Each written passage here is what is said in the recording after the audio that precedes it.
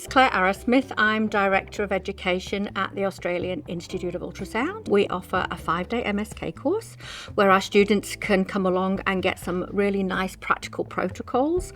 We cover shoulder, elbow, wrist and hand, and then we do a lower limb component where we cover hip, knee and ankle. All of our sonographers are clinically orientated or have at least 10 years clinical background.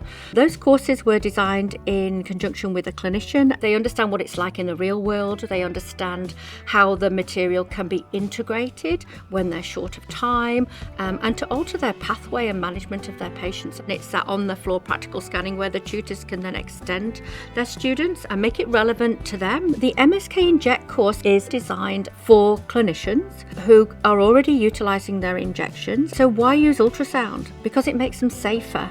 It makes them faster.